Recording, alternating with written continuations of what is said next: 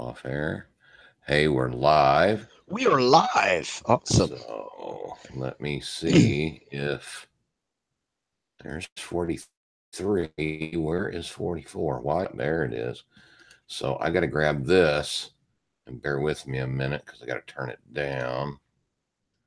There we I'm bearing go. with you. And then I have to copy this so I can go over to Facebook and say, and we are Live. and then B.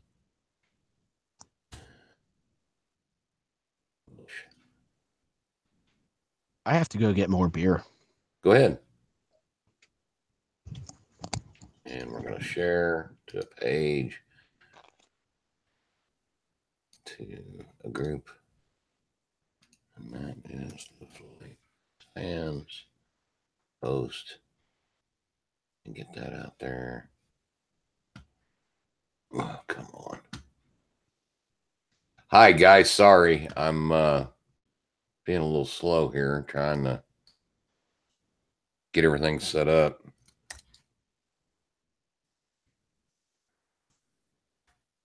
Hopefully. Yeah, come on. Yeah, I know. You guys laugh at us all you want to. You know, we're old people and we don't do very well with all this. And of course, you know what Pat's doing. He's going to get more beer. Hey, what's up, Chad? What's up, Bill? Who else is there? Hi, Michael. Oh, look, Joel's here for a minute. Hey, Joel, what's up? Hey, Michael, how are you?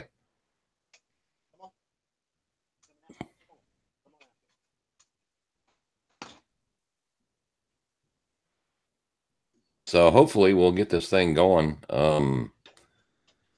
It's been a day or two. So, and there's Pat. I'm impressed you got this far, bro. Hey, I'm telling you what, man. That's not bad for an old man. Did you like Solo, bud? Was it good? Talking to Joel. Oh, cool. Yeah, he's What's on. up, Joel? So I want to show you something. I was in before we get the podcast started. We're just kind of building people. We got Bill, Chad South in here. Joel, of course, is here. I already said Bill. Michael S is here. You can say Bill again. I can say Bill one more time. Yeah. Yeah, because we like Cyborg. But Oh, I was hold up.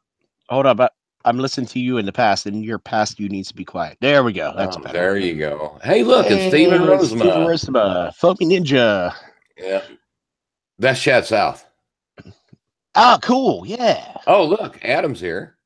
He's naked in He's the like jacuzzi. in a hot tub or a jacuzzi or Yeah, something. something like that. Well, I hope he doesn't do what you guys were talking about on chat. Well, and we're not going to say anything about it, but we're not. Yeah.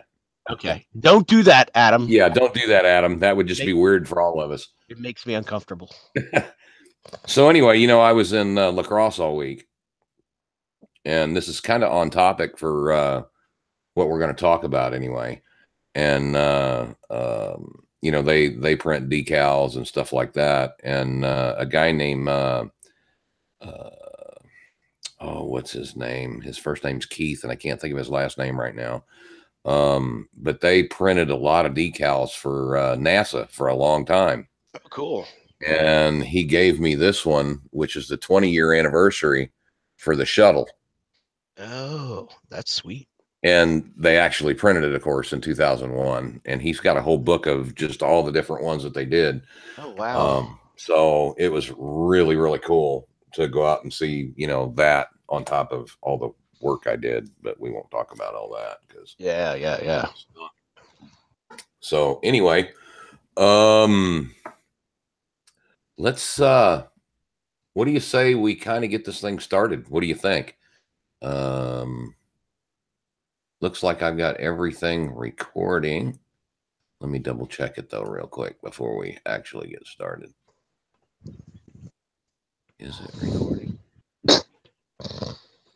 Why don't I see that moving? Are you snoring? No, I have allergies issues. Oh, are Yeah. you? Yeah. Yeah, Okay. our little valley that we live in here is the worst in the country in terms of pollen count. Oh, nice. I Yeah, it's know awesome. we've been pretty crappy too. So, but Good okay, looks like old I'm recording everything. Great So, Valley. Yeah. What? Okay. You sure? Don't do a Chris Roncaglione and not hit record. Just saying. I'm looking at everything, and everything appears to be recording because I've got time there. I've got time there. It looks like we're good. So, guess what? This is episode 44. 44. Is this 44. our? How many years have we been doing this? 3 now. 2.5. Well, that's close to 3. I rounded off. 0.5, you round up, bro. I hear you. But Yeah. yeah, you can tell we've been slacking off for a while. So Yeah, welcome everybody. Oh, are we doing this now? Yeah, why Sorry. not? No, let's do it. You know how organized we are. So this is it. It's 0.0. Mm-hmm. Yes, sir. So yeah, so been a lot going on. We haven't been on here for a very long time. We apologize for that. Life has just been overly busy. So we apologize for not being on here, but we're going to try to do this a little more often than we have been. Hell, if we do once a month, we're going to be. Dude, if we do once a month, we are doing awesome. Yeah, lately it has been terrible. I have been traveling so much. I haven't had any chance to fly. I just haven't done anything. So no, I'm sorry. It's been bad. So yeah. So you were saying you were just out in La Crosse? Yeah, I was in La Crosse, Wisconsin. Yeah. All week. Okay, and you got the shuttle thing. I'm sorry. I did this last night as well. I was talking to a friend of mine, and we were having this like conversation about like what was the question? What would you like to change, or what would you like to one thing you'd like to accomplish in your future? And she told me not be depressed. And then 5 minutes later, I said to her, "You never answered my question." And she said, "Yes, I did." And it was pretty deep. And I said, "Oh, yeah, I'm sure it was." I look like, I'm sorry, Zoe. I'm a bad, bad person. Anyway. Yeah, I'm kind of tired of being depressed. Me too, buddy. I have been in a bad place too. And I know you have. And for a while. well, I'm outside. This is my Memorial Day podcast. I could not sit in the basement tonight. Good for you. Thank you. I wish I wasn't sitting in here, but I wasn't going to lug my. No, Cyborg gets a different John Davis. That would be Jonathan Davis if it was Schizo in here. That would be awesome if Schizo comes sauce, but yeah, I'm sure he's much busier than He realized how incompetent I was in the ways of quadcopters, and he just hasn't been back since. Well, hell, they all made fun of me for I don't know how long, not remembering any of their names. I just blanked out on everybody. Doesn't matter, really. And there's Ryan. What's up? So hey, Ryan Pap. So what are we talking about tonight? I mean, this is just you and me. Okay, so let's bring it down here to where it's on my table. Okay. We have been away for a while. We said that. Mm-hmm. This is a very professional podcast, isn't it, Mike? Mm. I'm not even. You got buzzed. A dog, so it's all good. Yeah, I have 2. Yeah, well, I can see one of them. Oh, yeah, that's Sam. Samuel Adams is his name. That's the name he came with when we got him at the shelter. He's a drinking buddy. He's a fat boy too. Yes, he is. Like me. And me too. Yeah. What were we talking about? We were talking about bringing it down. Bringing it down. Just kind of taking it easy and seeing. Taking it easy and getting ready to flow into this whole thing. Where we are, where we have been, and where we're going. We're going somewhere? Later, I guess. I don't know. Okay. I'm going to be drinking too much to go anywhere later, to be Oh, honest. okay. Okay. Looks like you hurt your arm. Where? Oh, there? Mhm. Yeah, that's poison ivy. Oh, man, you are terrible with that stuff. Dude, if I'm within a mile of it, I get it. Yeah, I stained my deck on Monday. Oh, isn't it pretty? And somehow in the staining of the deck, I got my first little dose of the summer, but that's all good. Um, so it's just the two of us tonight. Yes, it is. Why is that? Well, I really didn't want to bug anybody else because I wasn't sure kind of if it was going to be able to happen or not. Number one. Okay. Number two, I thought that we should really talk about your wonderful trip out to NASA and meeting up with Red Jensen. Yes, I did. It was And phenomenal. I can't even imagine what it was like, It bud. was mind blowing. I Like my mind went like that. It was blown completely. No, it was one of the most amazing experiences I have ever had. And anybody that has any interest in aviation whatsoever has to know the significance of Edwards Air Force Base, Mureck Dry Lake Bed. So that is or was and still is the heart and soul of the cutting edge of aviation. Absolutely. It's where it takes place. Now, Area 51, there's something going on there too. Nobody really knows what's up. But Edwards is an amazing place. Just to be on the base was awesome. But to experience the things that I experienced there, thanks to Red, uh, Mm-hmm. incredible, just incredible. And I want to talk about all that tonight.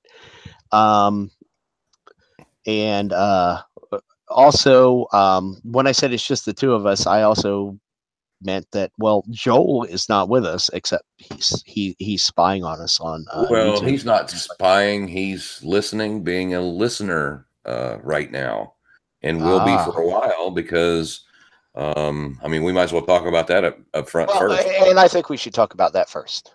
Yeah, I think Why Joel doesn't love us anymore? well, it's not that Joel doesn't love us, but he's got a lot going on, and he's actually doing, him and his wife Allison are doing some really wonderful stuff with the children. If just a world resort, and we talked about this on the last one. Yeah, and Joel's going to take some time off because he's got some other life things coming up that I'm not sure that he wants us to share yet. Right, so we won't. So we won't share that, but he does have some things that's going on that's taking a lot of his time and a lot of his money.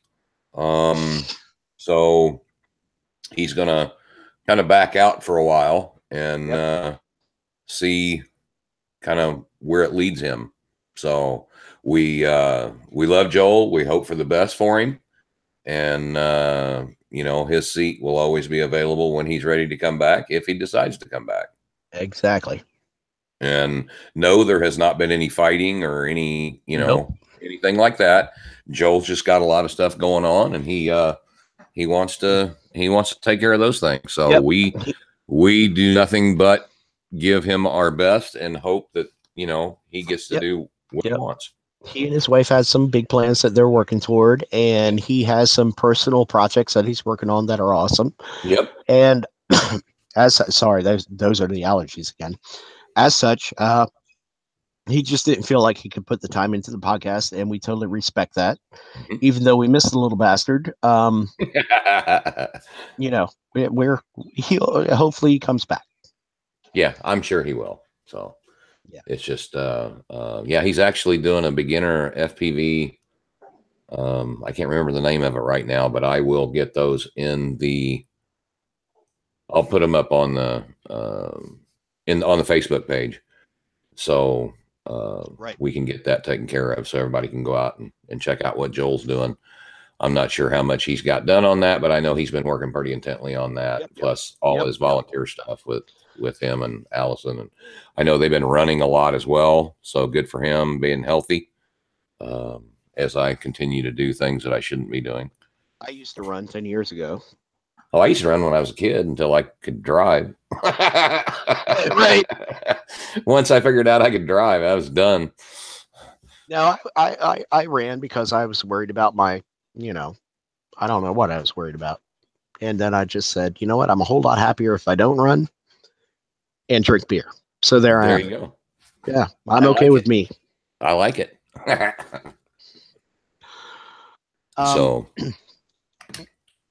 So you have been a world traveler. Yes, a bit. Well, a U.S. traveler, not a world traveler, just a U.S. traveler. U.S. traveler. You were at Flight Test recently. Yes, I was, and I wasn't going to say anything immediately, but since you brought it up, well, you do this crap to me all the time, so I just threw it in your lap. That's all right, man. I actually was out in Cleveland, Ohio, and had a customer cancel while I was up there. So I got to go over and spend about 4 hours at the OG headquarters, and had to get me some new little red bottom motors for my Gremlin Turbo, which I dearly love. This thing flies just unbelievably well. But yeah, I had to get some of those while I was up there, and got some of those. Thankfully for they had them there, so I was able to. And whose frame is that? That's the Gremlin Turbo. Okay. This is the Turbo. This is the ones that's got the red bottom Emax, the RS 1106. And bear with me a minute, I'll tell you what KV they are. Where is it? Oh, I can't read that. Forget it. I think it's 6,000 kV. Yeah, they're 6,000 kV. Okay. And this thing flies. Well, I tell you what, I've got. Oh, here it is. I've got an X-Hover. This is the Win 2 XL, and it'll run 2.5 and 3-inch props. And this thing's strong enough to carry. Excuse me. The Session.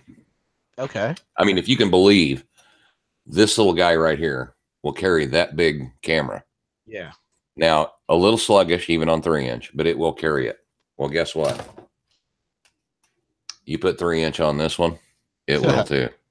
Sweet. I mean, they're both little beasts, and I do mean beasts, and I love them both. And yeah, a lot of fun. So I should get me one of those. Oh, they're a ball. And here's a nice thing. I mean, the only way you're really going to tear it up is if you fly directly into something. Because I think it's the motor right here.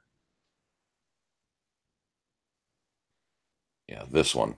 I don't know if you can see it or not, but the bottom part, the red bottom on this, I bent it. And I mean, I was giving my sister-in-law a ride. I was flying the screen, let her have my goggles. Yeah. I'll tell you right now, give the rider the screen, not the goggles. Because things look different on the screen than they do in the goggles. So I don't fly screen very well, because we've got one of those big power transformers out here for the underground power. Yeah. It's a big green box. I know Cyborg's seen it because he's seen it on my YouTube channel before. Does it interfere? No, it didn't interfere. Well, you just ran into it. I ran dead into it because of the screen. And I mean, dead. Okay. And of course, it freaked my sister-in-law out because she was like, "Oh my God!" Oh yeah, you killed her. Well, it was pretty awesome, but yeah, because I know Cyborg has seen that green box out there before, because it's a big metal box, And I mean, I run into it pretty much wide open. So I actually bent the bottom part of the motor, and it just stopped. So I had to get me and then the other one, I bent the shaft on it and couldn't do anything with that. So that's a bad one. So yeah. So for me anyway, I cannot fly on a screen. I can only fly goggles. So Yeah, and Ryan says he can't fly goggles; he can only fly on a screen. Oh, see, isn't that weird? Well, I mean, that to me, that's funny that you got some people I that can think only fly a screen. I think I'd have to say the thing there is that when you're flying on a screen, there's a comfort level that you can look up and see what you're flying. Where with goggles, you are completely immersed and you don't have the option easily of seeing where you're at. Yeah, exactly. So, yeah, that was, oh my God, that was almost a month ago now when I crashed it. But anyway, I went out to headquarters, and not only that, but Stefan, the wonderful guy he is, and of course I got to see Josh, Chad Lewis, Right. of course Ian, Pataki, Matt, and I not even going to attempt his last name because I'll just butcher it. Stefan, Alex, and Austin. Because TJ is now over in New Philadelphia. Right. Because They he's now, banished him to the warehouse. they banished him to the warehouse. Well, that's because Christian left. Right. Christian was the inventory guy over in the warehouse, and now TJ's doing that. Plus, he's doing a lot of other things. I think he's doing a lot of procurement on products and stuff like that. Okay. So yeah, and Flight Test does have some pretty cool stuff coming out. I got to see a number of new motors that they're working with Emax with. I can't give a lot of detail, but one of them that I saw does look like the front of it. They cut fins in the front. And let me grab a motor here. Let me take this quad down here that I can fly in. Okay, so you know the top part of the bell right here. Yeah. Well, what they did was they actually cut fins in it to make it look like a radial engine.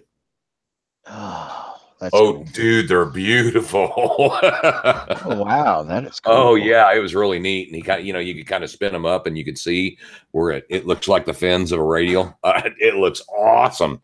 Right. And then, of course, they have some new Gremlin motors coming out. They got uh, just a whole bunch of stuff. And the new Gremlin motors are actually going to have Gremlin on them and have the little. No, Ryan, I don't have any KV info yet, but I know they're going to do it on a lot of the different packs, at least the radial part. So that's about all I got. I don't have a lot of information, but they just kind of showed me some stuff that, said, look what's coming, and we can't tell you a whole lot. So, but when they come out, I know that they'll have a big announcement about them, and they're pretty awesome. And they also have another little thing coming out with the power packs. Some of the guys, and I think Pat, you may be aware of it too. They were talking about like little toolboxes. Yeah. Yeah. Well, the power packs are eventually going to come in a polyethylene small toolbox.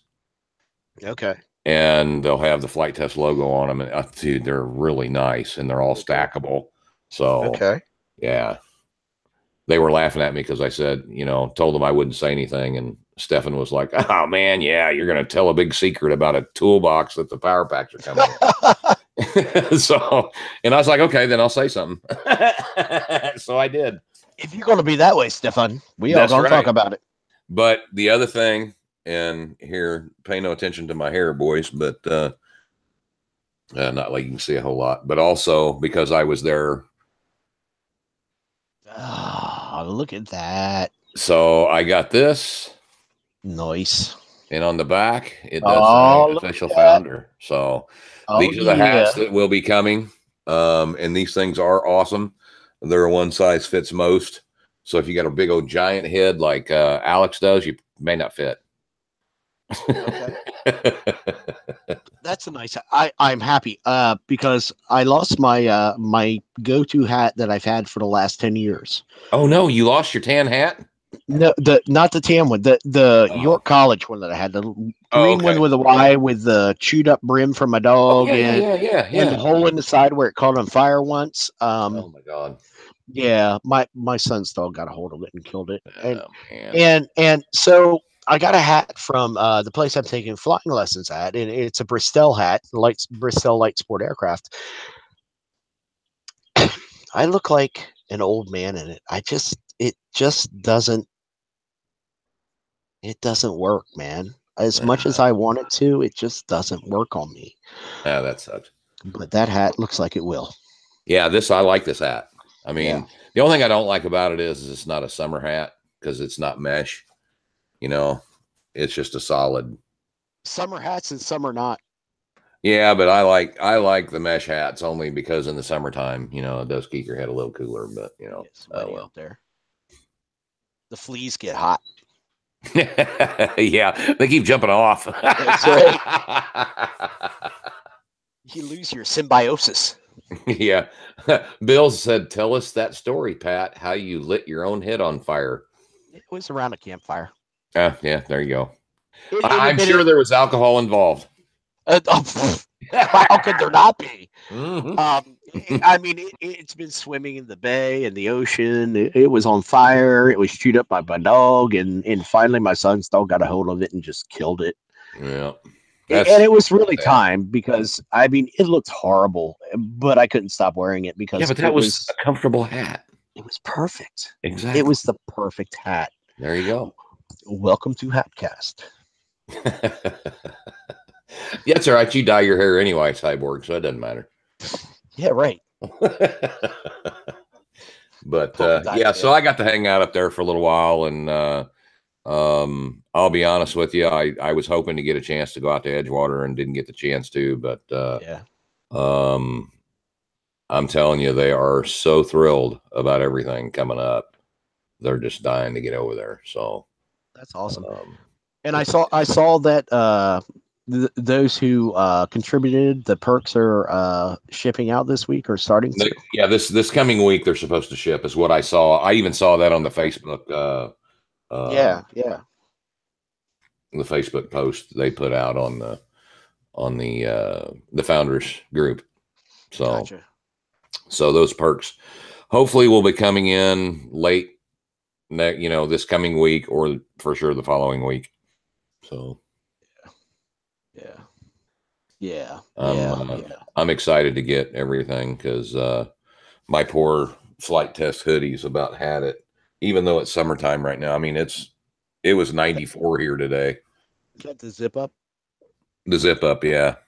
Yeah, I'm on my second now. Yeah, well, I've already rented my second one. So my wife threatened to she tried to throw my first one away, but I put the smackdown on that. I'm like, what are you doing? What are you talking about? Yeah, you can't do that. What's the matter? This has history. This is like a museum piece now. Yeah, absolutely. Yeah. Well, see, my new one will be the Edgewater Park one, so I'm ready for a change. Ooh, fancy. Mm-hmm. So I'm excited about that. Okay.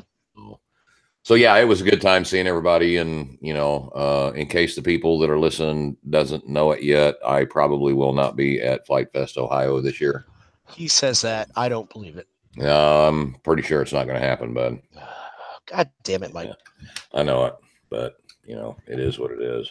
I know, and I'm going to miss everybody like unbelievably. No one understands just how much I'm going to miss it. I kind of do because I had to leave early last year. Mm-hmm. It sucked. Yeah, but at least you got to see everybody before you left, or pretty much. That's true. And I'm not going to get to see anybody this year, so. Yeah, I'm not real happy about it, but sometimes life comes first, and that's kind of the way it is right now. So. Yeah, Cyborg, I agree. Too many people are saying that this year. Yeah. Yeah. It's not all just work, Bill. Definitely. Yeah. Yeah, I appreciate that, Ryan, but it just won't be the same, buddy. Just won't be the same. So yeah, I'm a little depressed about that too. So, hopefully you guys understand why I'm, kind of about everything right now. I mean, some drastic things would have to change for me to be able to come out, but I can keep hoping. Yeah. Where have we been? We're not really sure, Joe Miller. We don't know where we've been. Well, we've been lost. I couldn't even begin to tell you all the places I've been. I can tell you La Crosse in Ohio. La Crosse, Wisconsin, and Cleveland, Ohio. That's about it. I've been home and I've been at work. That's pretty much it. Yep. Well, that's not true, which can kind of lead us right into where you have been. I totally lied right there. I know. I know. So No, hopefully, let me just say this. Hopefully, everybody has already listened to the Red Jensen podcast, and if not, go back and listen to it. right. If And you then have this not listened all to it, makes sense. let me try to figure out which one was it. Which one was it? Was it? Yeah, I can't look right now. I can't. So It was. I think it was It was around episode 41. 41. Okay, so it ain't been that Yes. long ago. I mean, it's been a long time ago, but So if you're sitting at home listening, or in your car listening, or God help you if you really actually tuned into this live right now, and you're wondering who is Red Jensen? Who are they talking about? Well, Red Jensen is the guy who runs the scaled flight lab at the NASA Armstrong Flight Facility out at Edwards Air Force Base. He's an awesome guy, really down to earth. he's very much like us. Very much like us. Very much. The guy just loves things that fly, and he comes from an RC background. His background is pretty much totally RC. Mm-hmm. Now he is also a private pilot, and he's building his own Formula One racer right now, which I got to see a picture of. The full scale, by the way. The plug that he's making to mold it out of, or to create the mold, to make the mold, to create the airplane. And it's beautiful. It is a cute as hell little airplane, and that's all I'm going to say about it. And when we had him on, I didn't think, I never thought I'd have the opportunity to really go out there. He said, "Hey, if you guys want to come out, I'll show you around." And then one day, my wife got this offer in the mail.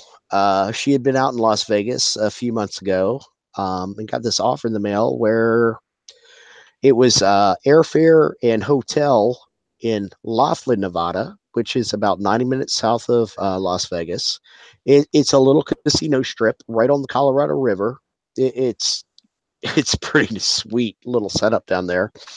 And I got to say, I've been to Las Vegas twice, both times on business. So, but I did the strip thing, and the casinos, the gambling has no interest for me whatsoever. But the area around Laughlin is amazing, and we booked the trip out there, and to me it seemed a little too good to be true, because the round trip airfare and the hotel stay for two people was $60 total. And it was real.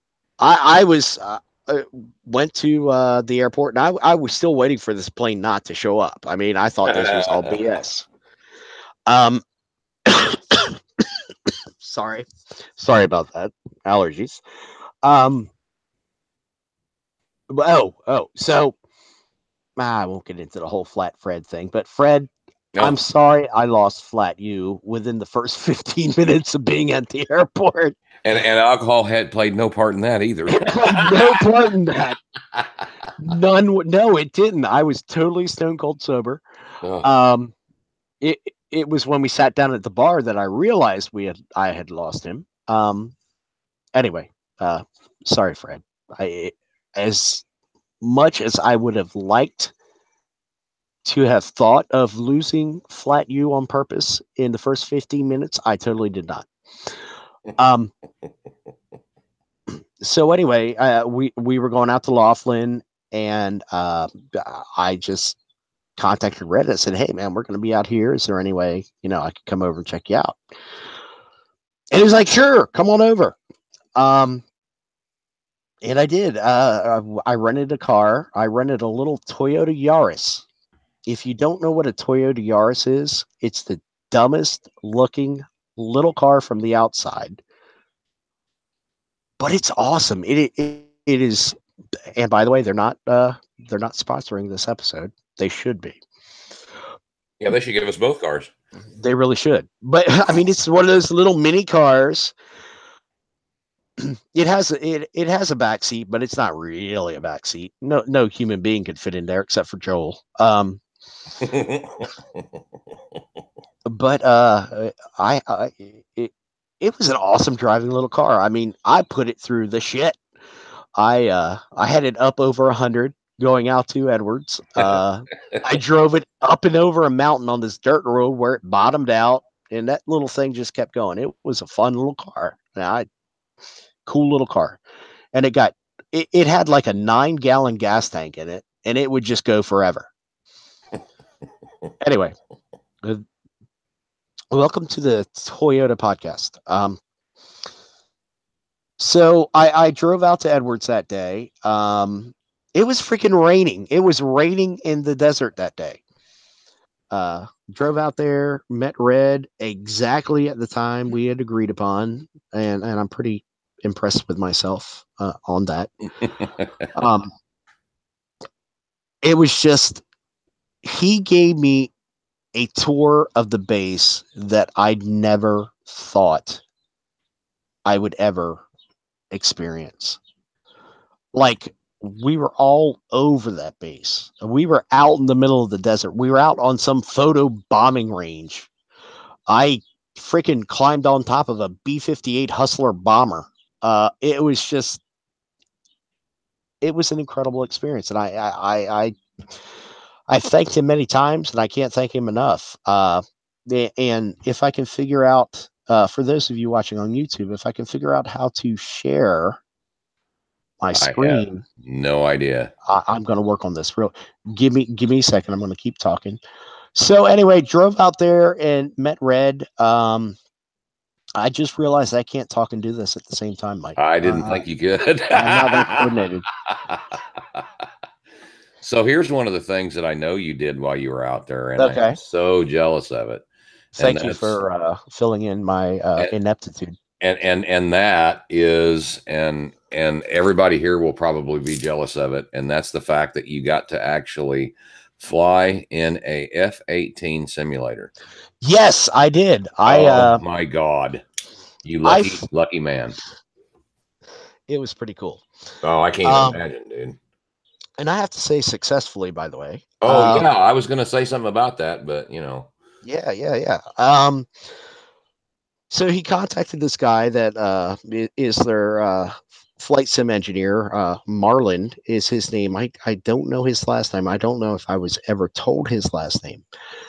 But anyway, he's the guy that developed and built and all this F-18 simulator. So I got to fly it. It was like sitting in an F-18 cockpit. It wasn't the fully articulated thing, you know. It's all right. But oh, sorry. It was awesome. So they started me. He started me out. I was flying, and I was just flying around. You know, I just got a feel for it, flying around. And I haven't gotten the nerve up to ask Red this yet, but I wonder if they had put it on, like, you know, newbie easy mode. Yeah, because it was really easy to fly, if you know what I'm saying. Well, I would hope they would be, actually. But it felt very much like the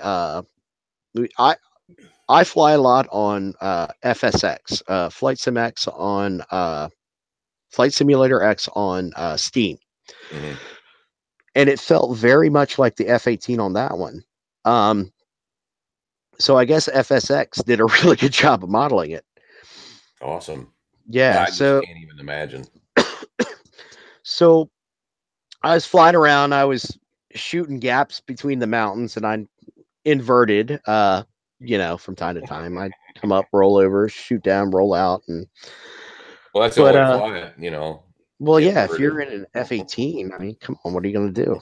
So I flew out toward Los Angeles, came back around, flew back over the mountains, Line myself up with the with Edwards. They have two runways that run, I believe, north to south. Well, and then they got the ones out on the Tri Lake bed. But interesting story.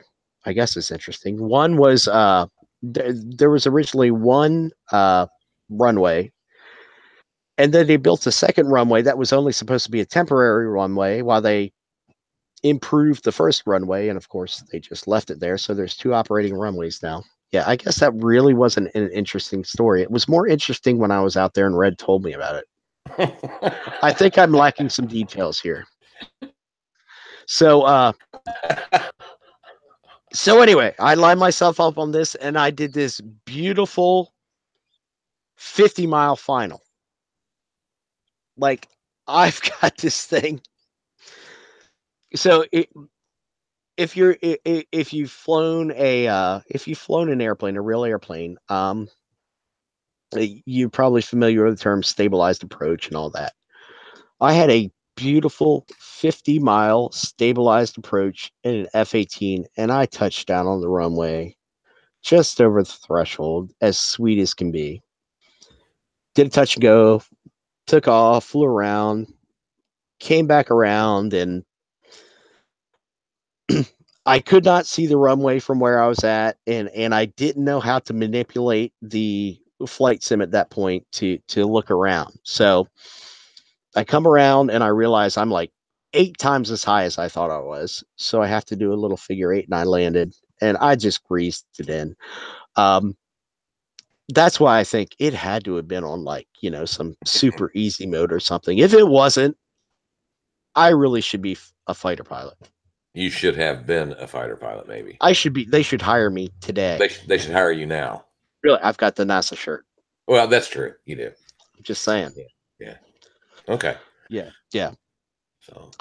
No. So let me hang on. I got a message from my wife. I don't know what that's all about. So you got that's not from my wife. That's from Eddie's Wendy. Wrong Wendy. Hi, other Wendy. Not other Wendy. Hi, Eddie's Wendy. Okay. So what? So you got to climb around on a B-58? Yeah. Oh man, allergies are horrid. So I got there, met up with Red. He met me at the North Gate where the last drop ship that they had is B-52 is on display. So currently they do not have an aircraft capable of carrying another aircraft aloft and dropping. So Balls 8 is the B-52 at the North Gate. It's Balls 8 because serial number is 0008. And I've never seen a B-52 up close before. No? It's a big airplane. That is one large airplane. It's a very big airplane. So anyway, he picks me up, and he says, "Look, we're gonna be all over this place." I'm like, and he asked me this. He says, "How did he say it? Would you rather spend more time at the museum, or would you like to drive out in the desert and see a B-58?" Well, I know where you went. Is that even a question? Yeah. So we drove somewhere, I don't know, somewhere. Let's see if that's the north runway, south runway, somewhere east of the main base. We're like driving off road, going, boom, boom, boom, boom, boom. He's got this Xterra, and we pull up on what's left of this B-58 Hustler. If you don't know what that is, look it up. It's a Delta Wing 4-engine. I think it was the first United States supersonic bomber. And this one had been fitted with a really stupid proboscis. It had a dumb looking nose for some kind of radar experiment. It was the 6th one off the assembly line. And there's not, I mean, most of it is there. It only had part of the outboard left engine hanging on the ground, held there by the wiring that is connected to that remnant of the engine. And Mike, are you asleep? No, I'm looking for Okay. something actually. So keep Okay. talking. Okay. You're good. You look like you fell asleep. No, I no, no. couldn't blame I'm you looking for something here. because I'm thinking this is kind of boring. No, not at So all. anyway, we're walking around this plane. And he said, sometimes I climb up on it, and you can too if you really want to. Again, duh. What kind of question Duh. is that? That's Yeah, not we know even a exactly question. what Pat's going to do. So I scrambled up the up onto the wing and walked around on top of it and took some pictures, and it was a really cool experience. Now I have never seen a B-58 in person before. Um, and I will say this particular what's left of this airplane does not give the sense of what an intact B-58 was, but it was a very cool experience.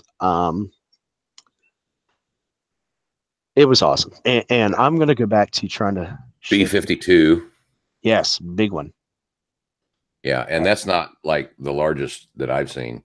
Yeah. Oh, The really? B-52 is not as big as the, and I don't remember. I cannot remember the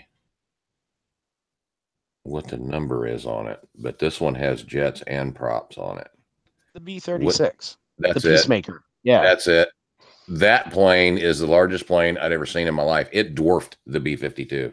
Oh my God, that thing. You saw one? Yes, it's out at in Ohio, out at Oh, out of Dayton. Right, yeah, in Patterson. Dayton, right, Patterson. Yes. Oh wow. Ooh, that's Oh pretty man, fancy. yeah. There's a lot of Dang, stuff son. out. Yeah, you need to go out to Dayton and take Adam with you. He'll Yeah. drag you all over the thing, man. That's Yeah. one of the coolest places I'd ever been in my life, Wow. and I got So to spend it there. So, but that I was a lot of think that. I'm going to try to figure out how to share my screen right now. Okay. Okay, I think I let's can do see. this. Okay, so for the people that are just listening and not watching live or won't go back and watch it on YouTube, which I don't blame you much, Yeah. but Share your screen. Here we go. Share entire screen. Share. and there's me. Hey, you. And now, do you see that? Oh, look at there. That was a drone. Keep talking. That's a Global Hawk. That's like the scaled up Predator, and that's NASA's. So the Air Force operates those surveillance. I don't know if they're weaponized or anything, but so that thing is capable of flying a very very long distance. At at this point, we were at at North Edwards, the north end of the base, and this is kind of like an annex to the museum in a sense. So next one, that is a B-47. I believe that is America's first strategic jet bomber. You there? Hello? Yep, yep, yep. Okay, okay. I didn't know if I left you. Lost you. No, I'm letting you talk, dude. You're the one with the. Okay. So the red and white one there, that's in A20. Uh is that the intruder? I think it is. I always get the A20, the A26 and the B26 a little confused. I mean, I know what a B26 looks like, but so there's another shot of the B47. I bet you didn't know they made them out of plywood. Actually, they didn't. That was just capped off there. Covering. Boom, boom. Oh, hey, Ryan Papp, you know this one. So that is a space shuttle escape simulator. And Ryan, if you're still listening, maybe you can explain what exactly that was used for. But I assume it was made for like fire rescue and egress, that kind of thing. But anyway, it's sitting there at North Edwards. Oh, and I accidentally. I do not know what this is. And Red told me what it was. It looks like a Grumman aircraft. I mean, that aircraft screams Grumman aviation, but I had never seen this plane before, and it didn't stick in my head as to what it was. Cool So looking. anyone out there? Yeah, very cool. Yeah, obviously it was a carrier aircraft because of the folding wings. F-15, of Yeah. course. Boom. Let's see here. Some I don't know, jet, whatever, man. Oh my god, I have never been really that big of a fan of the T-34 Mentor, but this must have been an early version. And this airplane was beautiful. I mean, just stunning, polished aluminum. It had to be a very early variant. It just has that age, that late 40s look to it, early 50s maybe. Yeah, or something. Yeah, or something. Yeah. And Well, that kind apparently, of, yeah. apparently the T-34s are grounded because there was an airworthiness directive issued. There's a problem with the spars. So you have to go in, you have to put some spar straps on or some such stuff. So that one black jet you just showed, Delta Dart, is saying that's an F3D Sky Knight. That sounds about right. Okay. So there you go. There we Thank go. you very much. Oh, okay. So here we go. This was we pulled off. We were coming down this. Can you see my little hand moving there? Mm-hmm. So we were driving down this road here, and there's this little knoll, this little hilltop, and he somehow whips up onto this, and we jump out. So where my hand is now, that's up toward North Edwards. The North Gate is kind of up this way, I think. And this is just a panorama that I took while there.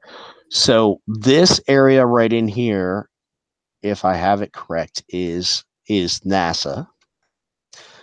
And then you come down here, and this is the Air Force Base down here, where like the test pilot training school is, and all that. And this is just what it looks like. This is An Aero Geek saying that's not a Grumman. That's a Douglas. a Douglas. Okay. I'm guessing that must be the F3D part, an F3 Douglas. Okay. Gotcha. I'm guessing. I don't know. They know more than I do. But anyway, as with all, sorry about, I keep clicking the wrong. Why do you keep doing that to me? Stop it. Pictures just don't do it justice. Just okay. Anybody recognize this? Anybody know what that is? Know what that might have been used for? Directing rocket. Nope. No. Okay, I don't know. Nope. That was the pit that they lowered the Bell X1 into to mount to the belly of the B-29. Oh, nice. And it's still there in the middle of this parking lot. Oh, that's awesome. And there's a porta potty right there. Hey. Yeah. So no, I this was one of the coolest things to see because this represents such a moment in history. Oh yeah. My God. Chuck Yeager, baby. Chuck Yeager breaking the sound barrier the day after he broke his ribs because he was drunk riding a horse. Yep, and didn't tell anybody. Didn't tell anybody. Had to get a broom handle fashioned so he could close the door. So hey, there's some handsome guy standing in front of that. And that's awesome. Thank you. I had my Rotor Riot shirt on, by the way. Just perfect. That's right. And there's a plaque that it had words on it. Oh, absolutely. Well, I'm sure it talked about that whole thing. So that's me. I don't know how I did that. What happened? Look, Patrick Sean Murphy. Let me try to. Oh, wow. I did something, and I don't know what I did. Wow. I know what you did. Okay. Are you on a Mac? No. Interesting. I wish I was. Because I do that with my Mac mouse all the time. I'll blow stuff up real big. I can't see anything. Like, what am I doing? What happened? Okay, so that's where we were. And I can't click. We were right here. Sorry for the folks listening to the podcast. This must really, really suck. Not that it hasn't sucked prior to this, but So anyway, this is a little boneyard that is not far from the pit where the X-1 was lowered into. So just some interesting airplanes. Of course, the C-130 there. Mm-hmm. This little airplane right here. Very interesting story behind it. I had never seen this plane before, but I called it right away. I said, "Well, that looks like a Rutan design," and it was. This airplane was the airplane designed to land at a soccer stadium and rescue the Iranian hostages. So it had to land in a soccer stadium and get out again. Really? Yeah, this was the plane that was going to do it. And then Ronald Reagan was elected president and they were freed. But Burt Rutan designed this airplane for that express purpose. Wow. Yeah. I never knew that. I'd never heard that story. I never heard anything about that either. Yeah. As you can see, it is a little rough. Yeah, it is now. It's been sitting for how long now? What's that? Yeah. 30, Right. A 30 long years time. ago? Long time. B1, of course. Yep. Let's see here. That's the Caribou Golden Knights parachute Mm-hmm. team. Caribou. C-47 DC-3. Canberra bomber. Ooh. That's a interesting little one. I never thought I would see in person. Goofy little thing. I can't remember the name of it. I've been told it. Red told me, and then somebody on Facebook told me what it was, but it doesn't stick in my head. Just a cool looking little trainer type airplane, I guess. There's a C-19 here in the background, in pieces. C-119 cargo plane. Hopefully they'll put it back together someday. That's just a shot looking down that boneyard. Oh, here's the B-58. We drove from there out to the B-58 Hustler. Just general shots. And again, I apologize to the people who may be listening to this on after this. Well, they'll just have to go out and watch it on YouTube so they can see all Yeah, the pictures. just go out and watch it on YouTube. You get to see me and Mike, and that's worth the price of admission right there. Yeah, that'll turn everybody off of our channel. So this is what's left of Keegan. it. Keegan, what's up, buddy? So this little dangly piece here is where I climbed up on top, and I got to walk around on top of the airplane, and that was really cool. Let's see what else. Kind of Yeah, looking that's what you can do. You can upload the photo album or give a link to it. That's a good idea. Okay. Yeah. Somebody smarter than we are. Oh, it doesn't take much.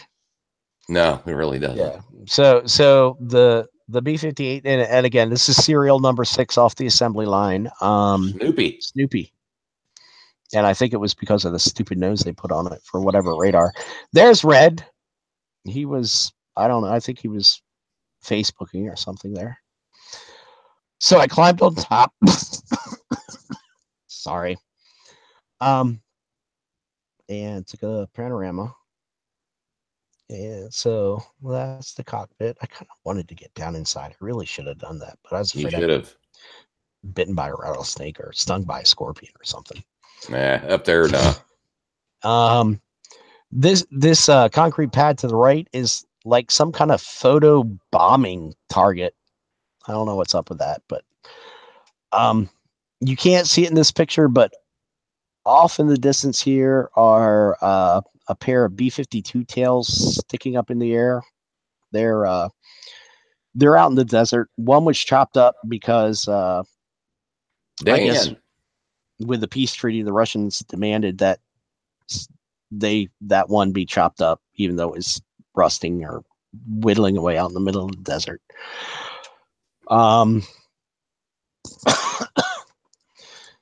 So next picture. This is a Prandtl flying wing. And if you listen to our podcast with Red Jensen, you'll know what that is all about. The Prandtl flying wing is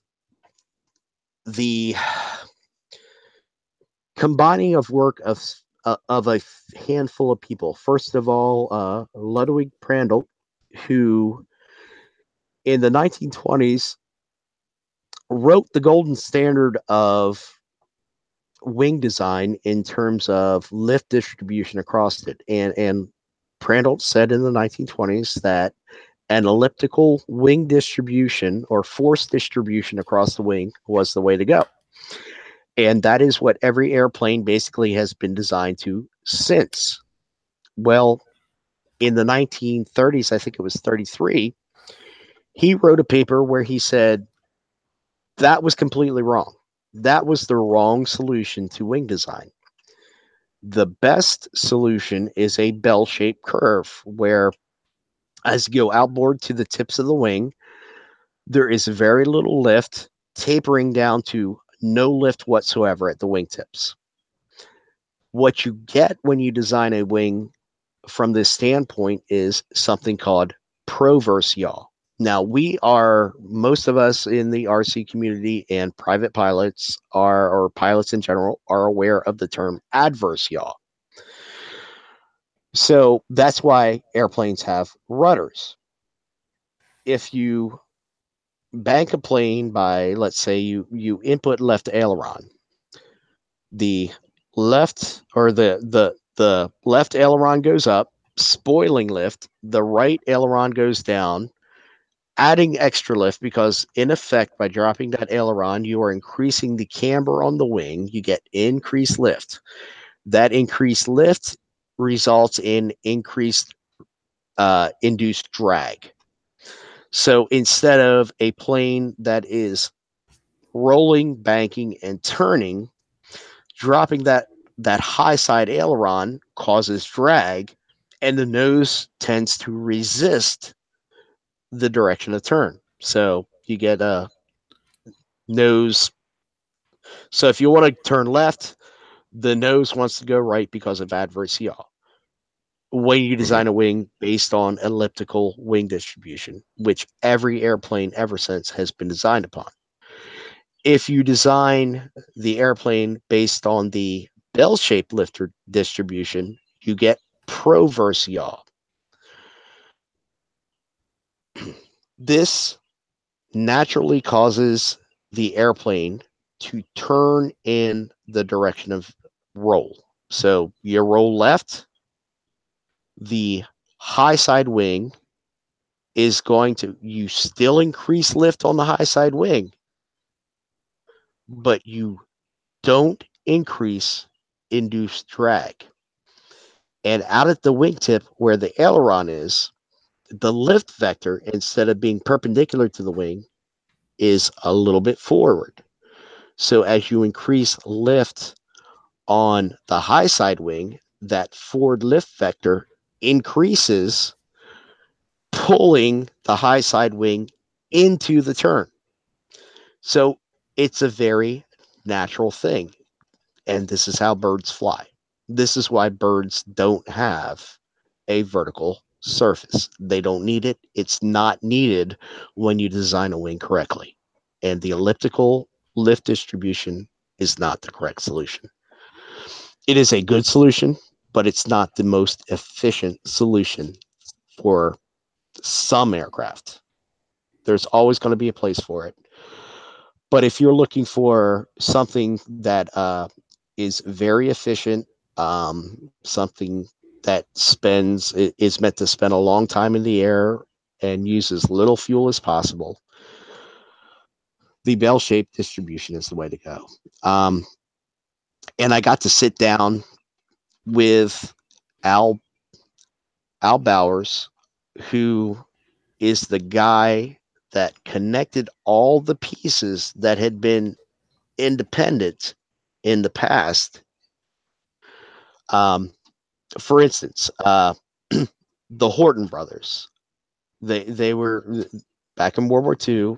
Hang on a sec. I'm going to let my dogs in, or they're going to freak out. I'll be right back. Okay. Well, this will just tell you that Joshua Boardwell, if anybody knows who he is, ain't got nothing on this cast tonight, because tonight you have learned something.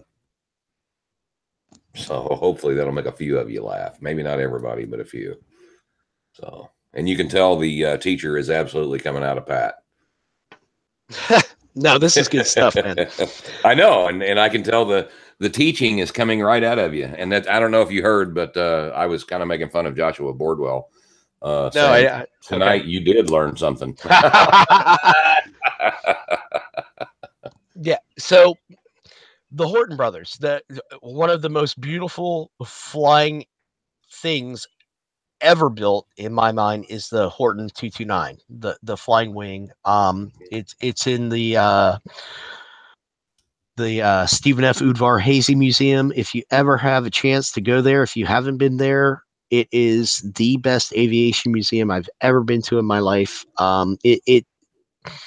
It's better than the one on the mall in Washington D.C. It is incredible.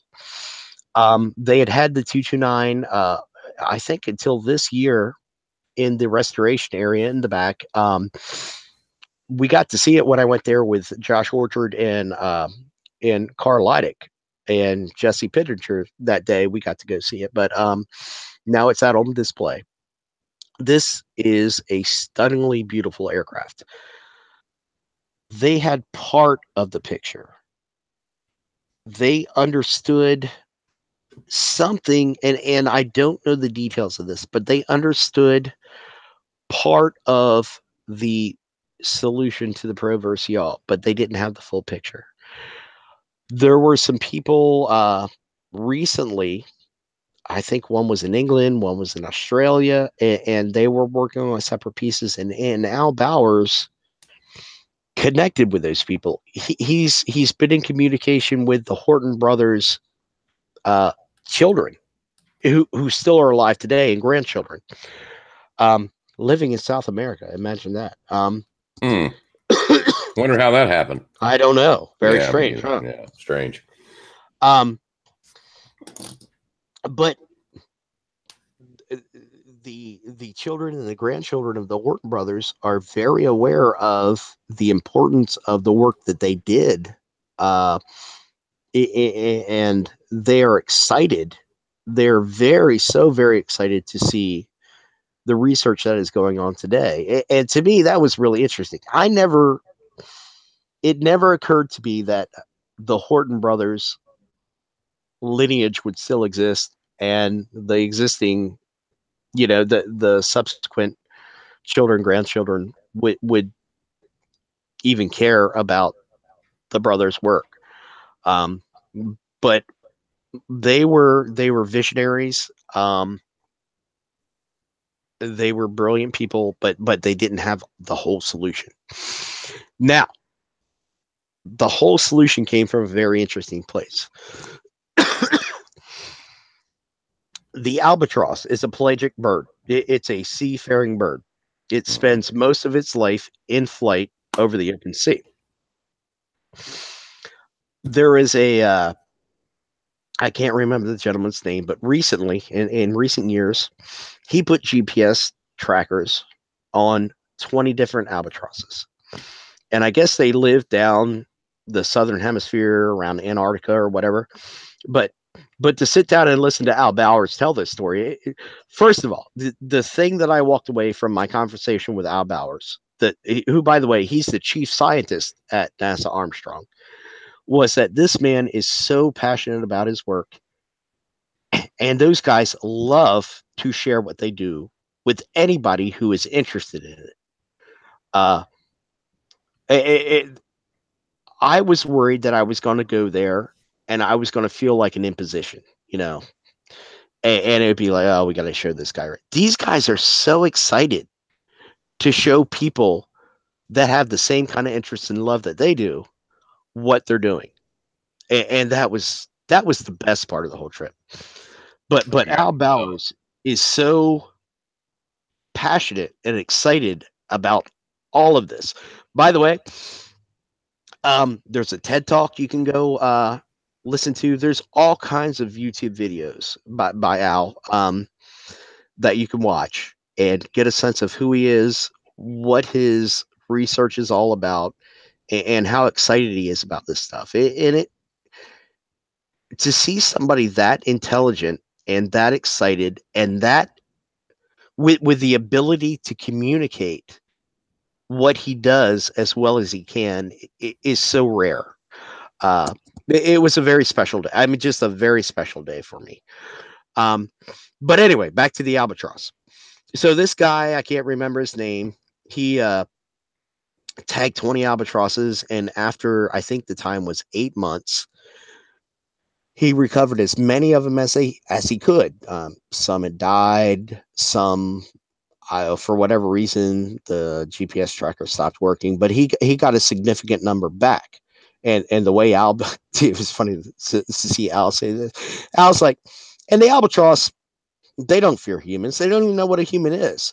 So this guy, he just kind of walks up to him on his knees. He's like, and he grabs him and he's like, taking it. And the albatross looks at him like, why'd you do that? So the albatross that flew the shortest distance in the 8 months that these trackers were on these birds flew the equivalent of 5 times around the earth Oh my. in 8 months. The one that flew the longest, I believe he said, flew the equivalent of 8 times around the earth in 8 months. Good Lord. And the way they do it, he describes the way they do it in many of the YouTube videos that you can watch with him. But they use dynamic soaring. If you're a sailplane guy, RC sailplane guy, you know what dynamic soaring is all about. By the way, the fastest RC airplanes on the planet are unpowered, Mm-hmm. and they get their power from dynamic soaring. Over So, 500 miles an hour, by the way. yes, sir. They're Mach 0.8 something, I believe they're up to now. So the way it works is, imagine that you are standing on a hilltop and the wind is coming up the hill on, let's say you're facing north. The wind is coming from the west up the hill. And if you've ever slope soared, or I'm sure you can picture in your head, as the wind comes up the hill, it has to come back down because there's going to be a low pressure area on the lee side of the hill. Once the air goes over the hill and it's shooting up, there's a lower pressure on the backside of the hill, and the air comes down and gets real turbulent, and it's very messy. But if you have the right airplane and the right wing, you can harness the energy of that air going up and coming back down. And the way you do that is you fly in a circle that is, I'm going to describe it for the sake of making things easy to describe, as perpendicular to the direction of the air coming up the hill. So you're flying a circle that is 90 degrees in plane to the uprushing air. So you fly, you're going from the backside of the slope, nose up into the oncoming air at a 90-degree angle. So that air is lifting you up, giving you energy, and you come around and you dive behind the hill in that pocket of still air where there is not a lot of wind resistance. And you just keep doing that circle. You go behind the hill where there's very little resistance.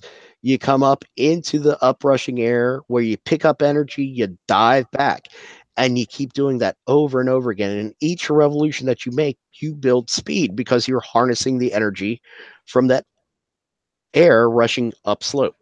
Mm-hmm. And like you said, I don't know the exact number, but they're pushing 600 miles per hour now. Yeah, I think And the last one I saw was, I only thought it was like 514 or something. no, I could they're be getting wrong. up there. They're Hey, and 500 plus, I don't care. That's fast. exactly, that's fast. And can you imagine flying an RC airplane line of sight like that? 500 miles an hour. It's crazy. If you haven't seen it before, go on YouTube and look up dynamic soaring. Yeah, there's a lot of videos out there. Yeah, it's awesome. But anyway, these albatrosses, they use a similar effect. So of course there's waves on the ocean and there's wind on the ocean, and the wind is pushing the waves. So they will dip down between the troughs of waves, and this is the equivalent of the still air on the backside of the hill, and they'll oscillate. They'll come up, nose into the rushing air, and they'll peel back down into the trough and then up. And Al said it's like a 20-second oscillation.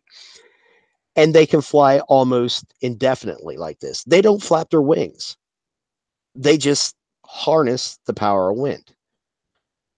And somewhere in the study of the albatross, the discovery or the rediscovery of Prandtl's 1933 paper, which, by the way, was published in an obscure publication, something, it was in German, something about, I wish I could remember it. Look on YouTube, Al talks about it. Something about of the something flight of aircraft and lighter than air ships. So it's always a publication. It was a 4-page publication put out about airplanes and dirigibles.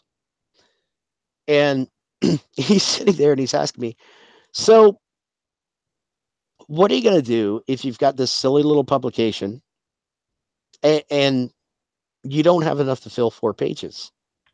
I said, well, you're going to fill it with something. And he said, yes. Prandtl wrote this paper, stuck it in this little obscure publication, and it was forgotten.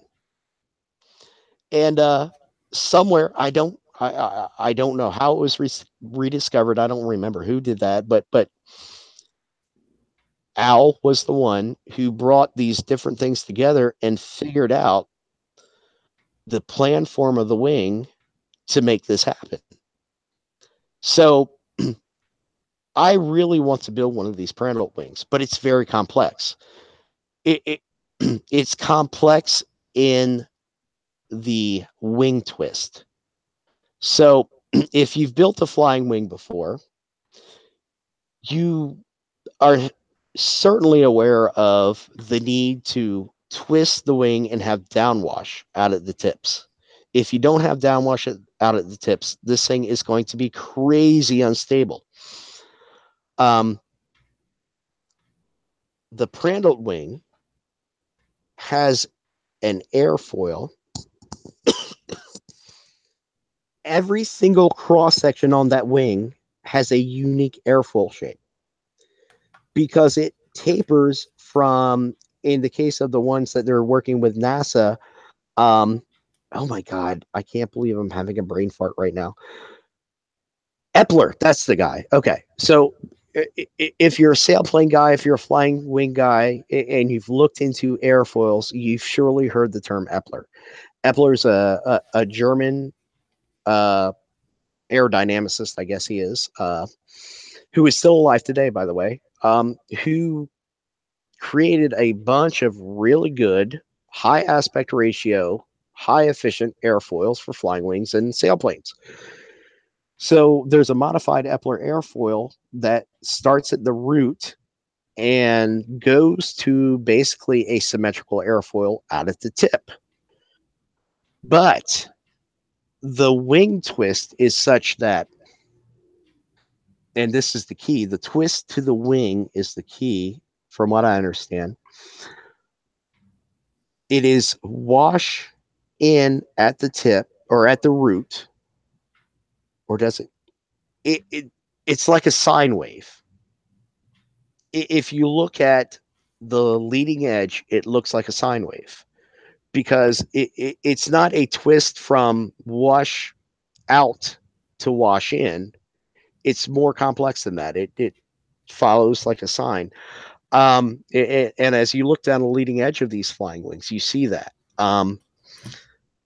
To recreate this in the ways that I know how to build airplanes, it's just going to be an approximation. It's going to be like the equivalent of uh, rough calculus, not like fine-tuned calculus. It's going to be a segmented linear taper from section to section to section. Whereas these things, they're creating out of molds. They're carbon fiber. They have machine molds. They probably have they definitely have a machine shop that is world class.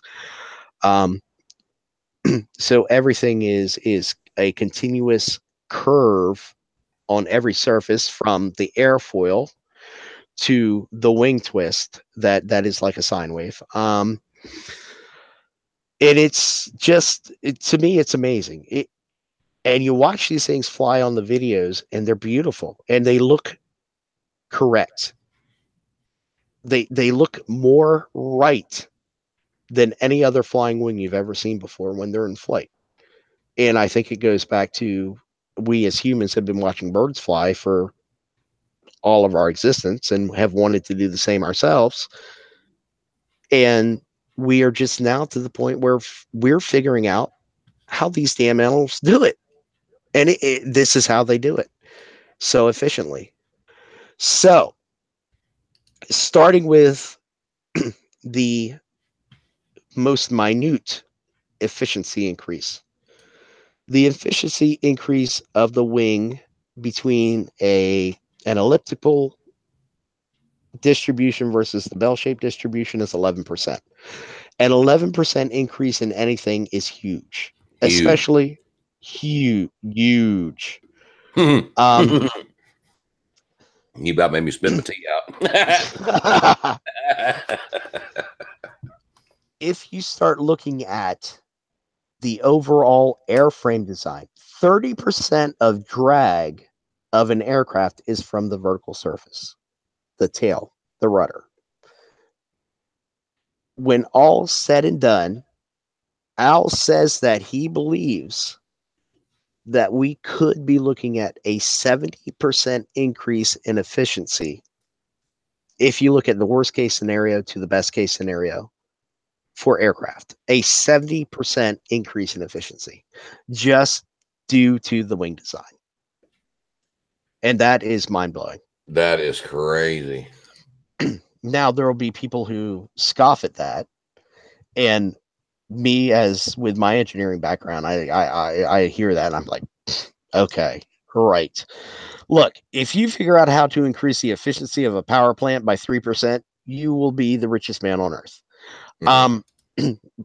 Saying that a 70% increase in efficiency of something is possible is a very, very, very bold claim. I suspect the truth lies somewhere between 70 and 11. So if we say 30%, that is a mind-blowing increase in efficiency. You think about the reduction in fuel costs just there alone. It's crazy. Oh, and the key to this, the reason the twist is so important and the taper of the airfoil from some airfoil shape to a symmetrical airfoil out at the tip is so important is because these wings shed the vortices, not at the tip, but from the point where the wing transitions from wash in to wash out, or wash out to wash in, from an up twist to a down twist. So this happens inboard, maybe 25% distance in from the wingtip, where on an elliptical shape distribution wing, like every other airplane flying is, the vortices shed at the wingtips. You're moving these vortices inboard, and that's what creates the pro versus yaw, because your drag is no longer out at the tips where you have the greatest moment arm. The drag is inboard.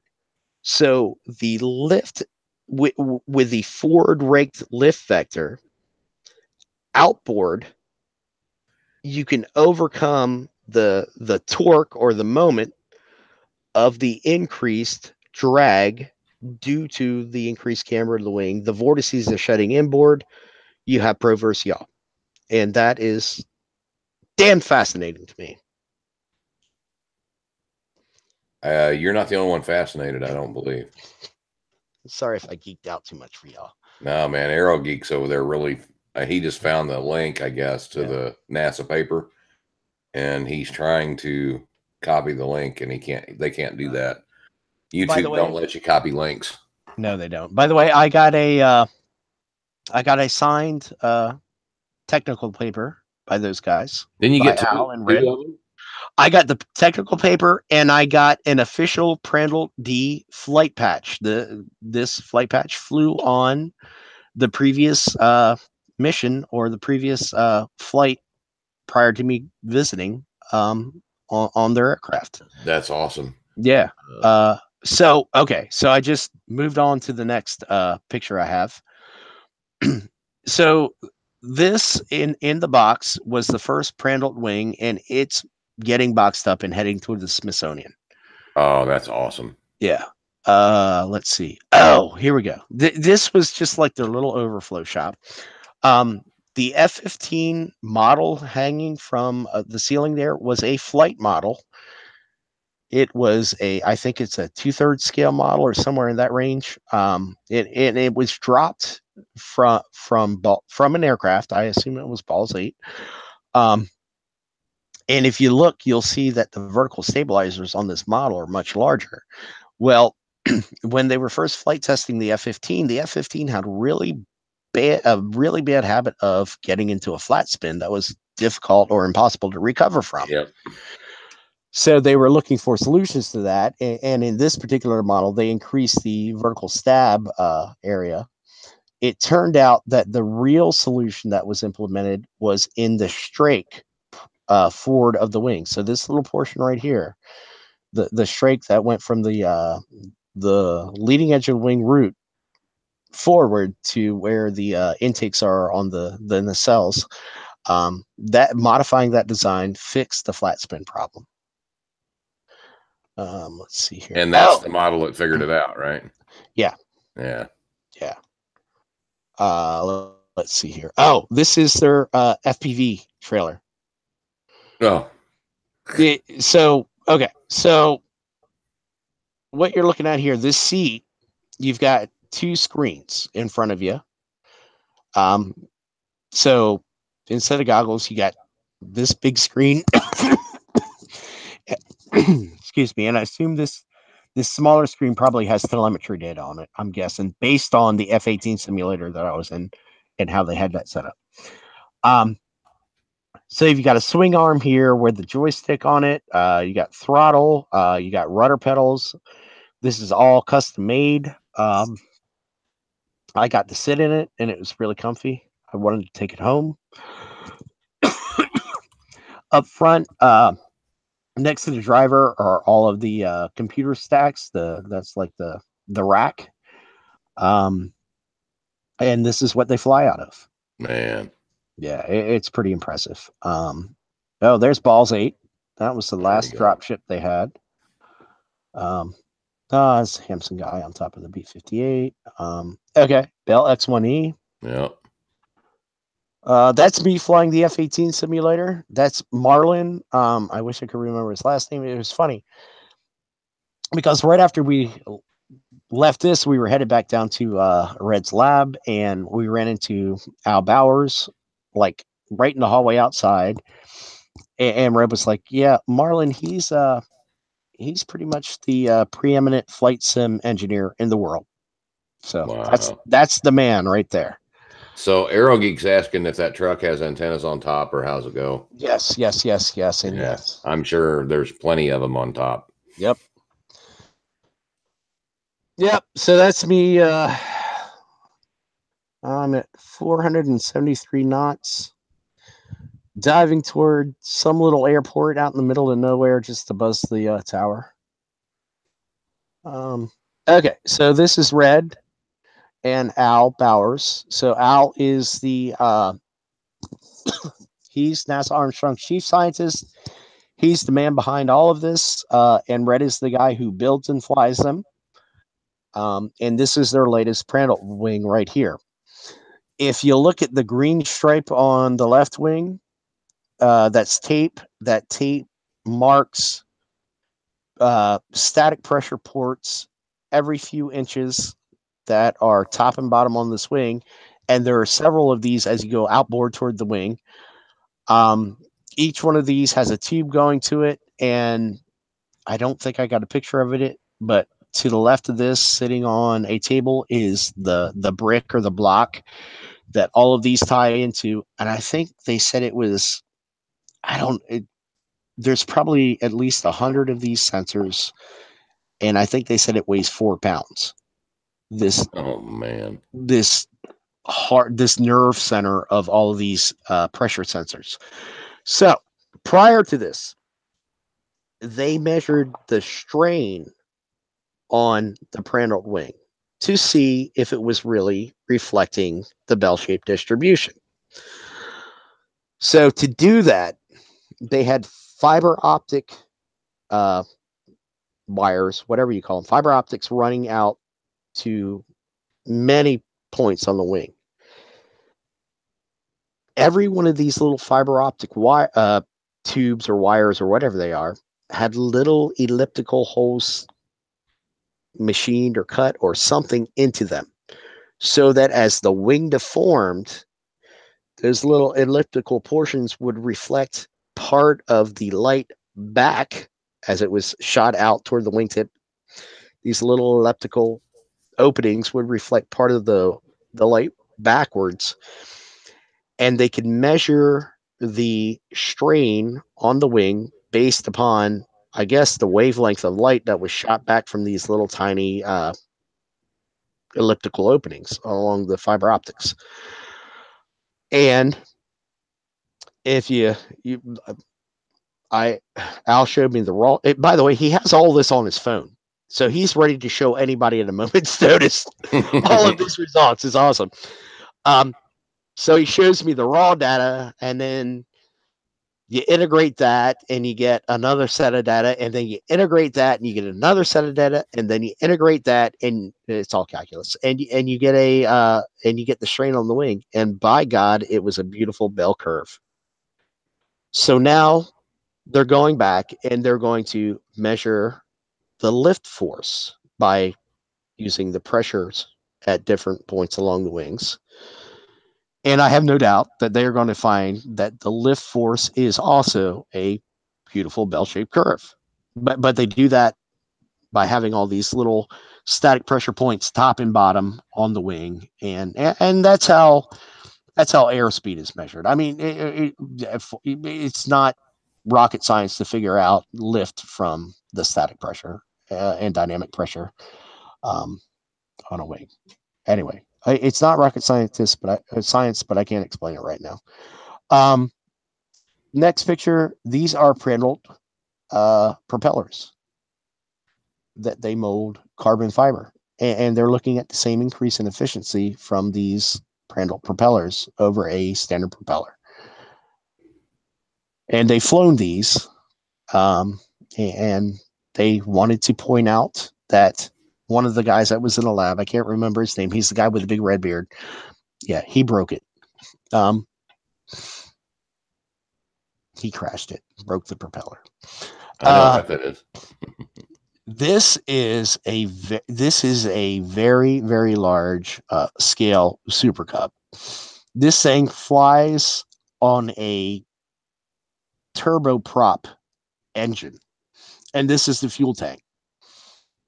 And this fuel tank has enough capacity to keep it airborne for an hour. So that is a lot of fuel on an RC airplane with a turboprop, a jet turboprop engine. And I just took some random pictures around the shop to see what they had there. This flying wing at the bottom, obviously it was a VTOL. I didn't ask them about it. They didn't say about it, but it looks something very reminiscent of something that Peter would do, or a lot of people have done with converting a tricopter into a flying an airplane type thing. So it's a Y6 configuration on a flying wing. And in the left-hand corner of this picture, you can see the fuselage of the Super Cub. This whole scaled flight research started back in the 40s or I think 50s. When sorry, when they were doing tests on the lifting bodies. This all came about due to the lifting body research, which eventually led to the space shuttle. And so this is one of the early models of the lifting body. These airplanes in the back, you see Droid 2 here, Droid 1 on the left, Droid 2 on the right. Those are just workhorses they use kind of general platforms for lots of different research. These are molds for smaller scaled Prenant wings. I don't know if these are the ones that will be going to Mars or not, but they might be. Carbon fiber. Yeah, all carbon fiber. Yep. Yeah. Yep. This is a DJI frame. Everything else on it is custom built, and they're doing research into aircraft acoustics, or I don't know if it's aircraft noise, sonic booms, or whatever it is. But whenever they're doing this research, this thing goes up and it's used to calibrate an array of acoustic measuring devices. So it puts out a signal and calibrates the whole thing. This is just another frame sitting around. Boom, boom, boom. There is one of the wings out of those molds that I showed a couple of minutes ago. You can see there's not much to them. They're just, basically 2 clamshell halves. The equipment in them is pretty much standard RC stuff that we all use. In terms of a spar, it just looks like they've epoxied in a little piece of wood or something here. Mm-hmm. It's nothing fancy. Now, in the back here, this whole array, whatever it is, I'm sure it's GPS something. That's probably a little bit fancier than we get our hands on. Another picture of the lab, and I've got more pictures. Now you had a picture. Yes, and I can't find it. Why can't I find it? A simple Cub. Yes, that was one thing that cracked me up. On top of the fuselage.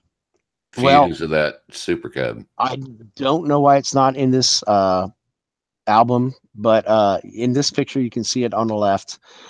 I was walking right there, as I was walking around the lab, there sat a fuselage of a simple Cub, and I said, "I've got to take a picture of this." Flight test simple Cub. Bixler will get a kick out of this, and Red said, "Well, let's do it upright," and he sat it on top of the big Super Cub there. So apparently, one of the interns. A lot of work there is done by college interns. College and I think even maybe some high school interns. So if you have a kid or you are a young person in college and studying aerodynamics, mathematics, anything in the sciences, Keegan. Keegan, I would get in touch, man. They're doing some very cool stuff out here. So that would be right up Keegan's alley. Yeah, it was a pretty incredible day.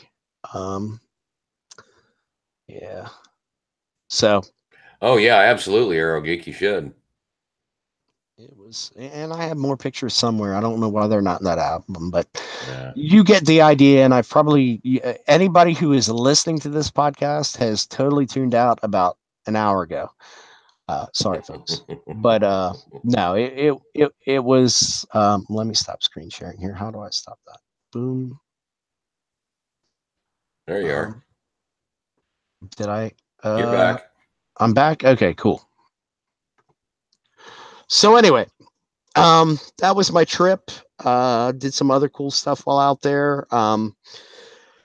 That was the first full day we were there. The next day, my wife and I went up to this area called Grapevine Canyon. It's an area where, imagine, if you will, wild grapevines grow in the desert. But there's all kinds of Native American petroglyphs all over the rocks at the entrance of this canyon, and it's absolutely spectacular. The vistas out there are mind-blowing. if you've never been out in that part of the country, it's like every Western movie you've ever seen. Like when you see that big glorious panorama shot, that's exactly what it looks like. It's incredible. Um, yeah, so we went up to the Grapevine Canyon and checked that out. Checked out the petroglyphs. I found a couple of artifacts, a couple of scrapers. That's another one of my hobbies. I like to go out and look for Native American artifacts. I found a little piece of pottery, but it was just checking out the petroglyphs were pretty amazing. I By the imagine way, so. Yeah. if anybody out there is wondering, yes, I did leave them where I found them. I did not take them out of there. That's not kosher. That's not cool. You don't do that. So, um, it was an amazing trip, and I will go back again. Yeah. Absolutely, We may have to book a trip to go together out there, man. dude. I would love to. Oh, that would be, And like I said, those guys are so enthusiastic to share what they do with anybody. It's awesome. I don't get out that way on my travels much, but I'm gonna tell you, if I do, Well, I'll tell you you what, buddy. For betcha, $60, we're going. man. I doubt that I see a $60 flight. There Yeah. Well, if another offer comes through and she doesn't want to go, I'll hit you up, man. you go. Yeah. So that was my trip out to see Red. It was not something I ever really thought I would do, but I'm so thankful I did. It was a great experience, an incredible experience, and I can't thank those guys enough. Oh, absolutely. I just couldn't even Yeah. imagine, you know. Yeah. So let's see, what have I been up to lately? Not a lot. Actually, my buddy Jesse came over. I guess it was last weekend or last time I had a couple of days off. Mm. Um, it was kind of funny. We fixed two of my airplanes. We fixed my Radian. I discovered that the motor on my Radian wasn't working the last time I took it out. It was on a slope. It was a slope soaring day that was just absolutely brutal. Um, winds were like 20 knots plus. But at one point, for some reason, I decided I needed the motor, and I hit throttle and nothing happened. So I realized that my motor wasn't working. So we fixed that. And I have a Corsair downstairs that the landing gear wasn't working. One of the landing gear wasn't working. It first of all, it wasn't actuating, and then it wasn't rotating correctly. We fixed that. And then we're looking at each other like, what are we going to do now? So we're like, let's build an airplane. So we designed and built a Piper Tripacer all in one sitting. Drew it up on a AutoCAD, cut it out of foam board, built it, put the electronics in it, went outside, flew it briefly because it sucked. But it was an experience. I can't believe we completed the whole project in one sitting. No kidding. There was alcohol involved too, so I can't imagine. I can't imagine that either. I can't imagine that. But it was a 20-inch wingspan. We were going for small. Oh, that's small. Yeah. That's too small because we set it up for 4-channel. All I had were 9-gram servos. I put my big brick of I put like the 8-channel receiver in it. Oh man. It flew, but the wing loading was crazy. I mean, it would fly straight, but anytime you try to bag it, it would just snap roll right into the ground. Yeah.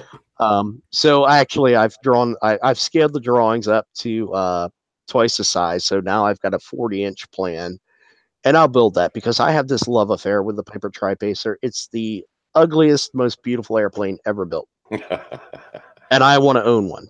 There you go. That's my airplane. That or a Kit Fox. Oh, well, there you go. Yeah.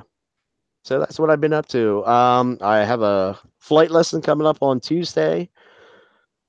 Looking forward to that because it's been a long time between. It's been raining here nonstop for like, I don't know, it's a whole 40 days, 40 nights thing. And it finally just stopped raining. Between the weather, my schedule, and my instructor's schedule, because I think they're the exclusive dealer or the main dealer for the Bristol light sport aircraft in the country. So the Bristols built in the Czech Republic get sent over here to those guys. They put it together and then they ferry them out all across the country. So my instructor is one of the guys that's flying this plane out to customers anywhere in the country. So it's been difficult to get a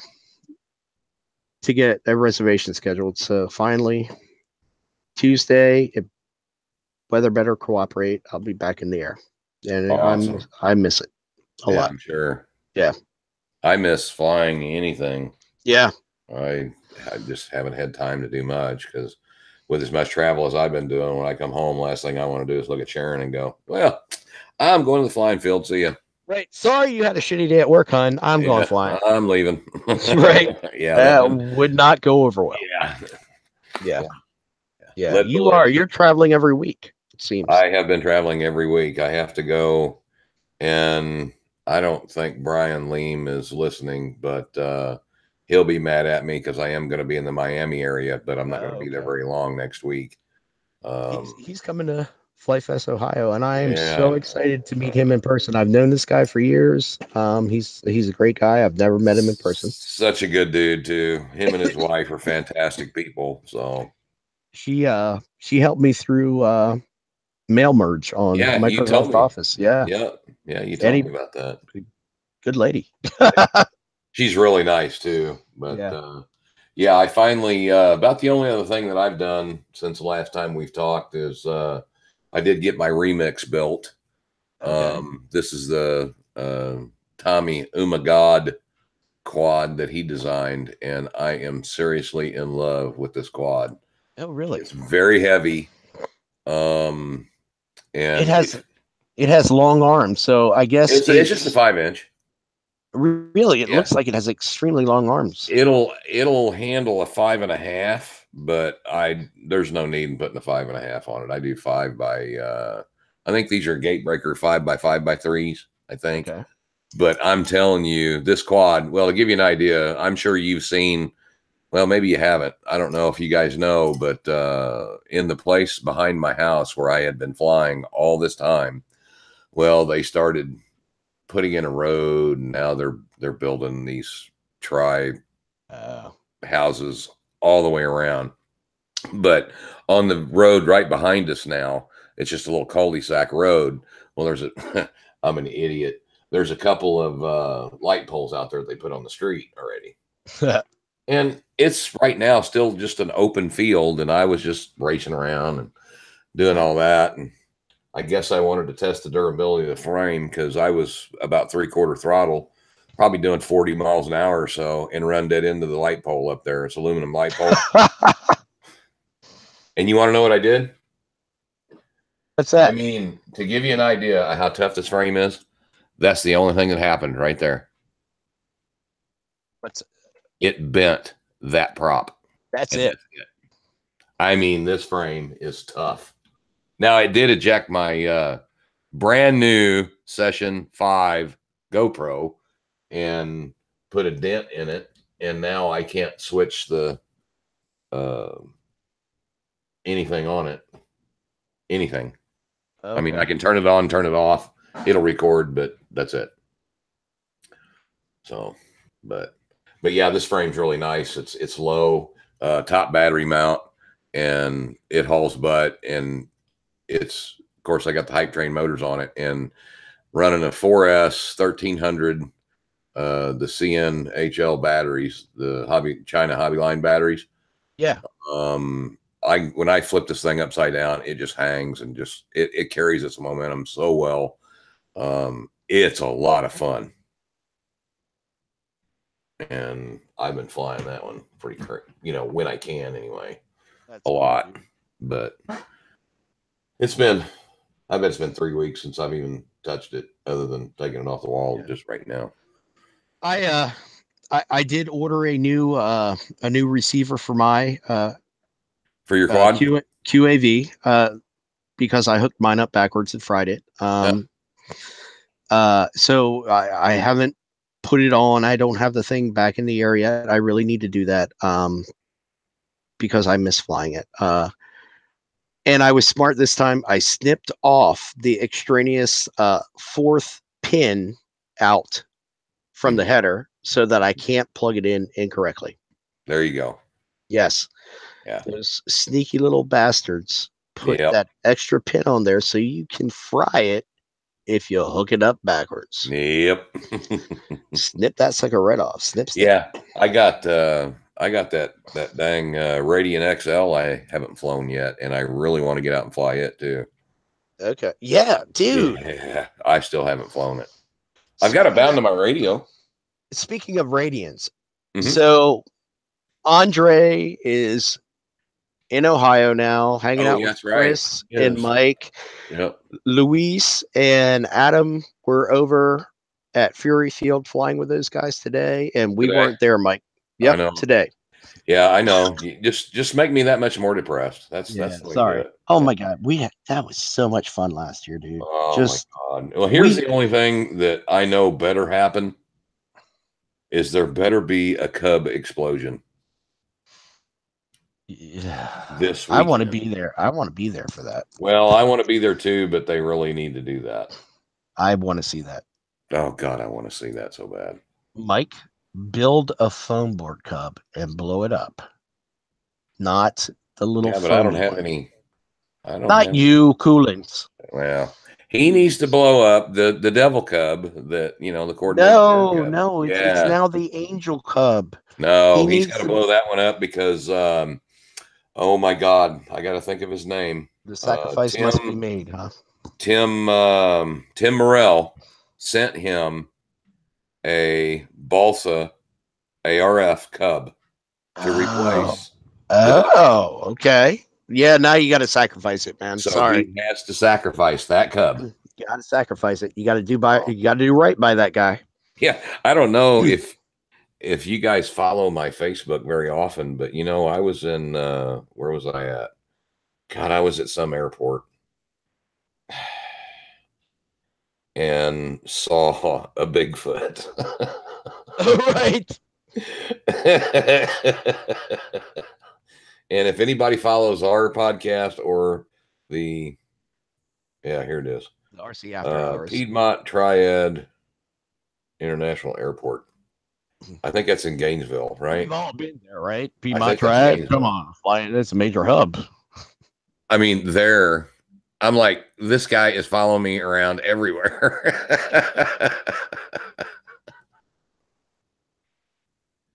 Because I was somewhere else. Where was I at? I was somewhere else, and I saw a Bigfoot, and right. I was like, "Oh my god, there's another one!" I mean, everywhere I turn around, there's Bigfoot. Mike's everywhere, and I'm like, that Mike Coolins is everywhere. He's famous, world famous. Well, he's world famous because of the video, but right, God, that is so funny. If you guys don't know what we're talking about, go on. I'm going to do it right now. Go on YouTube and let's see. I'm going to type this in. Salt Fork. If I could spell Salt. Yeah, it's Fork. The Salt Fork Park or Salt Fork Sasquatch. Yeah. And first one comes up. Incredible footage from Salt Fork, Ohio. Yep. And just so you guys know, it is Chad Capper piloting the quad. It was actually Bixler piloting, wasn't it? Oh, yes, Bixler, it was. Bixler was piloting. Chad was behind all this. Yeah, Chad was behind it all. And they put poor Mike Coolins in a Bigfoot. In a gorilla suit. And put him out in the woods. And he now was scared to death he was going to get shot.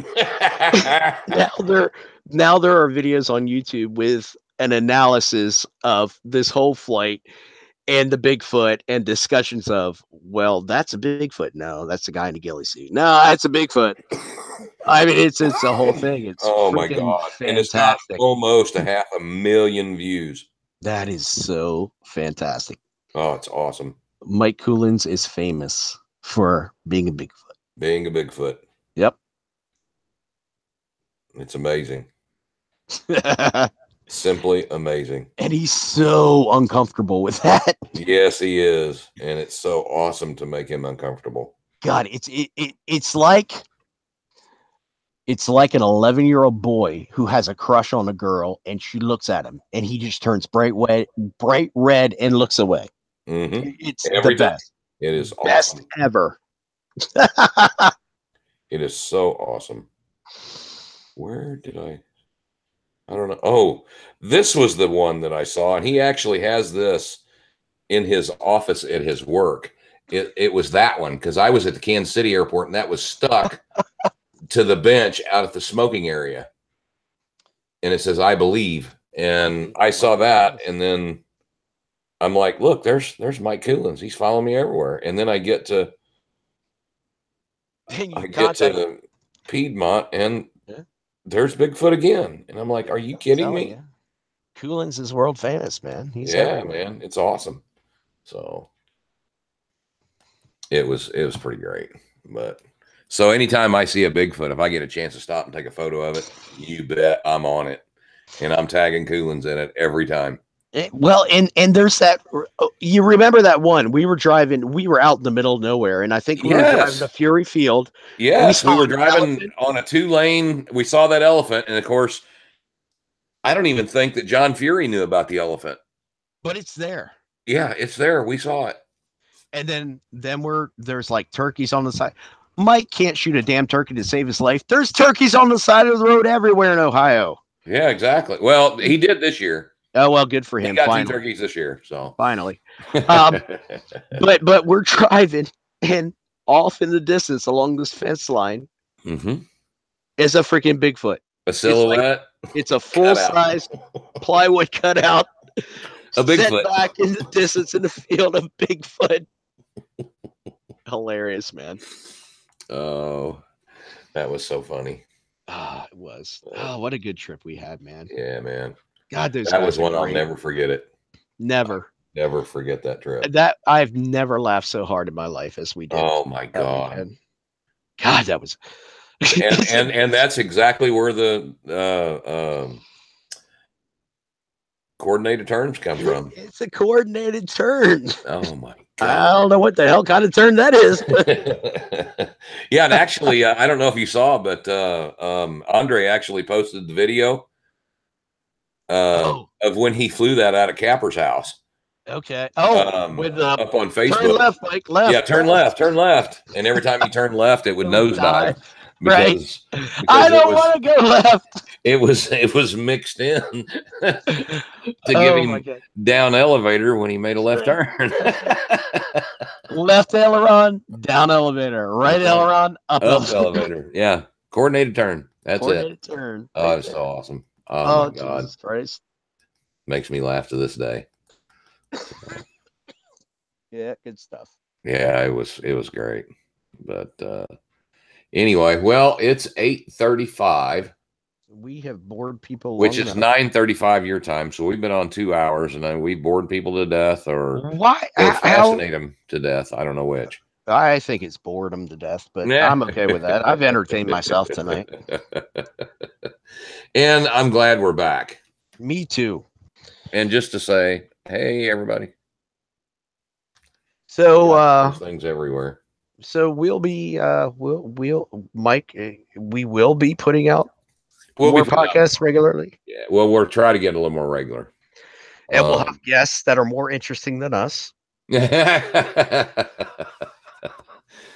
We hope.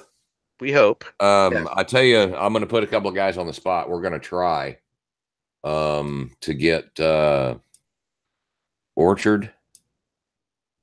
Yeah. Probably Orchard Dan and Josh Finn, maybe. Okay. To talk about Seth and Carl. Yes. I'd like to do those guys, get them on. I would like to do I want to get Ben Harbor on. Yes, talk about the Valkyrie. To talk about the Valkyrie and what happened there. And then kind of go from there. I've been talking to Chris Evans, who is not RC. Yes. I've watched his videos for quite a few years now. He's a very talented guy, very entertaining. And hopefully I think we will be able to get him on in the near future. If you guys don't know who he is or aren't aware of him, just look up Nod RC on YouTube, NODD RC. Yeah, it's funny stuff. And he's Yeah, good really good. stuff. He's good. He's good. He's good. Yeah. He's good. Very talented, and he's a sailplane guy. Yeah. Yeah, my kind of guy. Absolutely. So again, everybody, thanks so much for coming in. How many people did we get tonight? I didn't even look. 3. Oh, I think we got more than that. Why is it not showing? Oh, folks, happy Memorial Day. Thank you to all of our veterans. Yes, absolutely. Thank you, thank you, thank you. Yeah, please make sure that you do understand what this holiday's about. It's not about having a barbecue and drinking a beer. No, I am able to sit here on my deck because of very brave men who sacrificed a lot. Yep. These people wrote a check up to and including their life to make us indeed free and able to do the things that we do and enjoy the things that we get to enjoy because of their sacrifice and their families' sacrifice as well. So exactly, we do not want to forget the families that are left at home while they're gone, or if they're continually gone and never. We do want to say thank you, and appreciate your service. And yes, and I don't know how to say I'm sorry, but you've dealt with your loss has been more than I can understand, and I hope you feel that it's not without purpose. Yeah, I hope not. Because we all live in an amazing country. We can argue over politics, but we can do that because of the country we live in. Yep. Yep. Hopefully, some of the younger generation will think about that a little bit. Yep. So, anyway, guys, happy Memorial Day. And Tim from Australia, cheers, mate. Hey, good day, mate. Crikey. And thanks for listening. And we love you guys. And we'll be back in a couple of weeks, 2 or 3. 2 or 3 weeks. Don't hold us to it. Yeah, don't hold us to it, but we're going to try. Hey, Rascal CNC people. Hey. I need some of you people. I got to get this thing put together. Yeah, you do. I'm picking up a rotor head from Blake Tuesday. Balake. Then I just need to order the electronicals, and I've got it all. Awesome. Yep. So anyway, guys, have a good night. We're going to get off of here. And the only thing I can tell you guys is to keep them flying. Take care. And as Joel would say, blue skies. Blue skies. So thanks, guys. We'll see you next time. Spend time with family this weekend, guys. Yes. And be thankful for what we have. Exactly. Take care, guys. Bye-bye.